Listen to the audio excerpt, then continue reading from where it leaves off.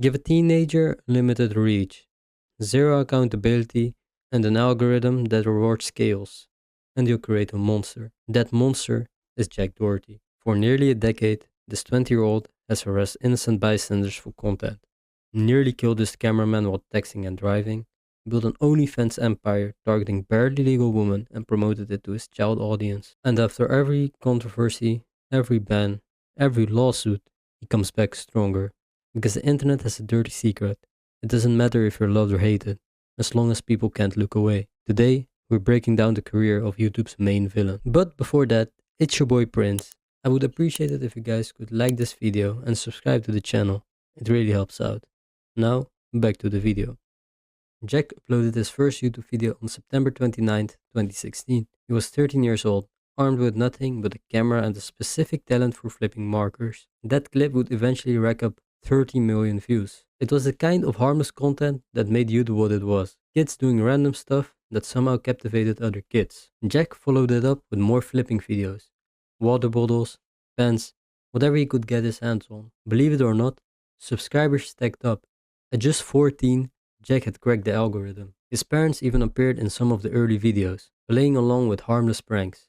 It all seemed fine. Teenager making content, building an audience, maybe setting himself up for a nice college fund. But somewhere along the way, Jack discovered something far more addictive than views. The rush of crossing lines nobody else would. By 2018, Jack had moved past flipping objects. He wanted bigger reactions, louder moments, more engagement. So he started walking into stores with his camera rolling, doing whatever it took to get kicked out.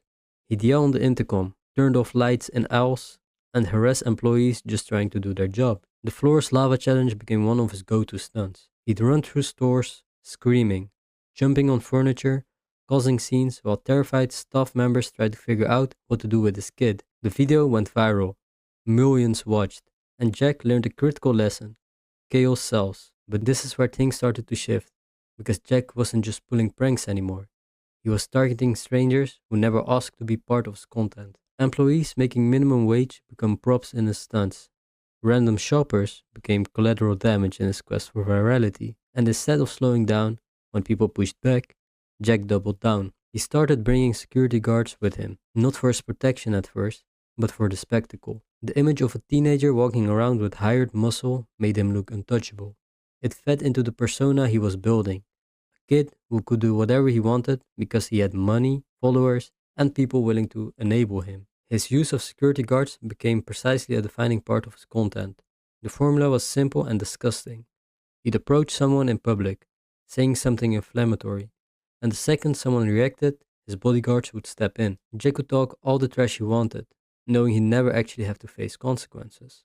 This pattern played out dozens of times on camera. Jack would provoke, someone would get angry, the bodyguard would intervene, and Jack would walk away laughing, uploading the footage for millions to see. It was coward behavior dressed up as entertainment. But on October 28, 2023, this formula turned into a recipe for disaster. Jack was at a Halloween party hosted by YouTuber David Dobrik. Cameras were rolling. Jack and his bodyguard, Kane Kong, were talking with a man named Chase Gardella outside the venue. According to the lawsuit that followed, because yes, there was a lawsuit, Gosley asked Jack, "What are we doing?" Jack responded, "We're gonna fight. Us two versus you two. Alright, go." Seconds later, Kane punched the guy square in the face. The man dropped hard onto the brick pathway, suffering injuries to his head, face, and neck. The entire assault was live streamed on Kick. Jack didn't stop the stream. He didn't check if Gardella was okay. He uploaded the clip to YouTube, Twitter, and TikTok with the caption, "My security just knocked out a guy live on Kick." Chase Gardella filed a lawsuit in February 2024, suing Jack and Kane Kong for assault, battery, and emotional distress. The legal documents spelled it out clearly. Jack had a history of filming himself harassing people and using his security to intimidate anyone who reacted. He'd done this before. He would do it again. And every time, he profited from the footage.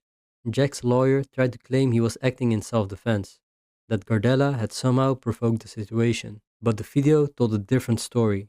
As of now, the case is still ongoing, with the trial scheduled for April 2026. Gardella, who has since become a practicing lawyer, isn't backing down. If there was any doubt left about Jack's character, October 5th, 2024 made it crystal clear. Jack was driving his brand new McLaren 570S on a Miami highway during the rainstorm. The roads were slick, visibility was terrible, and Jack was live streaming the entire drive on Kick while staring at his phone and reading chat messages. His cameraman and friend, Michael, sat in the passenger seat.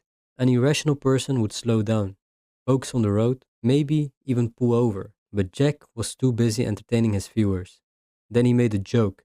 I'm most likely going to crash this car. Seconds later, the car hydroplaned, the tires lost grip on the wet pavement. Jack tried to correct it, but it was too late. The McLaren spun sideways and slammed into a metal barrier. The stream cut out for a moment. When it came back, this was Jack's first reaction. A total crisis. Thank God nobody died. But he didn't mention that, because it wasn't part of his content. Michael was taken to the hospital. Jack filmed that too, of course. At the end of it, Florida Highway Patrol cited him for using a wireless device while driving. Kick permanently banned him from the platform, and the internet erupted in outrage. But here's the thing, Jack didn't care, because outrage meant engagement. Engagement meant views, and views meant money. He nearly killed his friend, but he'd also created one of the most viral moments of his career. Yet Jack's most disturbing business venture has nothing to do with pranks or stunts.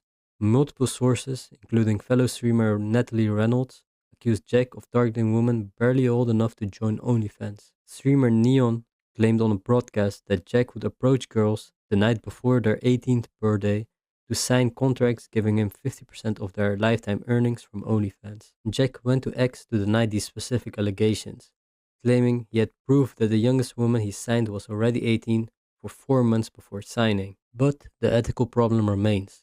Jack built a significant portion of his income by managing adult content creators, then promoting their pages to his audience, an audience largely made up of kids and teenagers. And that's the core problem. Jack's YouTube channel, with over 50 million subscribers, primarily attracts young viewers. His early content was marker flipping and pranks. Kids grew up watching him. And now, years later, those same viewers are being directed to OnlyFans pages that Jack directly profits from. When asked directly if he thought managing OnlyFans creators while having a teenage audience was problematic, he deflected, claiming every girl he worked with wanted to do it and made hundreds of thousands of dollars. But wanting to do something and being pressured into it aren't always different, and we'd soon learn just how much pressure Jack was willing to apply. In November 2024, Jack married McKinley Richardson in Las Vegas. McKinley was an influencer herself. The two had been dating since early 2023. She appeared regularly in his content.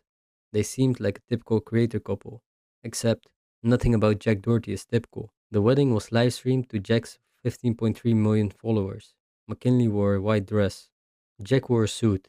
It should have been a happy moment.